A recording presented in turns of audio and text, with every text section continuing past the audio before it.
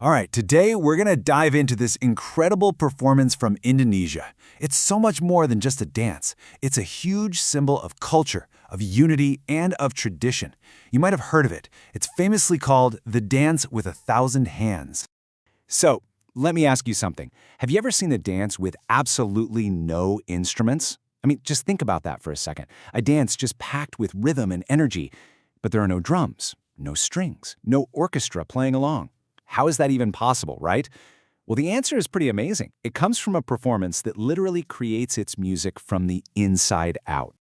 Okay, so the performance we're talking about, it's called the Saman Dance. It's one of the most famous traditional dances in all of Indonesia, and it comes from a place called Aceh. That's a province way up on the beautiful island of Sumatra. And this really gets to the heart of what makes the Saman Dance so unique. You know, most traditional dances, they rely on outside instruments for their music, right? But the Saman Dance, it's totally different. In this dance, the dancers themselves are the instruments. So, how in the world do they do it? Well, instead of an orchestra, the dancers create this incredible, complex rhythm using just their bodies and their voices. They're clapping their hands, patting their chests, snapping their fingers, and get this, all while singing traditional songs together. These songs are often poems about everyday life or spiritual teachings, and the result? It's just this unbelievably powerful and exciting performance. But you know, that unique sound? That's really only half the story. What makes the Saman Dance truly magical is what you see. It all boils down to one simple but incredibly difficult word: synchronization. I mean, when you watch this dance, it seriously looks like all the dancers are moving as one single body. It's almost hard to wrap your head around the fact that you're watching a group of different people. The unity is just, it's so perfect. It's like watching a single organism moving with one mind. So here's how it works. The dancers are usually sitting down shoulder to shoulder in this long straight line, and from that seated position, they pull off every single movement with their hands, their bodies, their heads in absolutely perfect, flawless rhythm. And the performance itself has this incredible dynamic range. It might start off slow and gentle, with these really flowing movements. But then, in a split second, it can just explode into these super fast, super energetic sequences.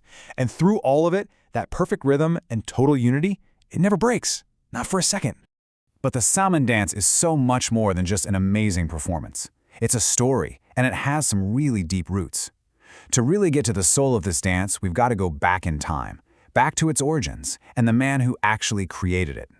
You see, the dance was first created by a religious teacher, a man named Sheikh Saman. And his goal wasn't just to entertain people. Nope.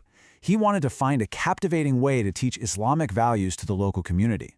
And over time, his method grew and evolved into the beautiful cultural performance that we know and love today. Sheikh Saman, he was just a brilliant communicator.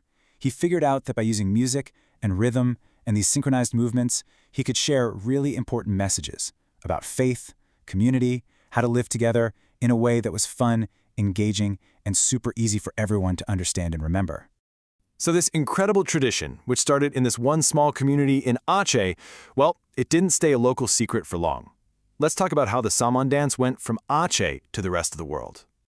Okay, so the year 2011, this was a huge moment for this dance, a really big deal. This was the year the Saman Dance got some major international recognition, which pretty much cemented its place as a global treasure. So what happened in 2011? Well, UNESCO officially listed the Saman Dance as part of the intangible cultural heritage of humanity. That's a mouthful, but what it means is that the whole world officially recognizes this living tradition as a cultural treasure. Not just for Indonesia, but for all of us, for all of humanity. And that kind of recognition really helps keep it alive. Today, you'll see the dance performed at all sorts of festivals and national celebrations. And what's really important is that young people in Aceh are still learning it.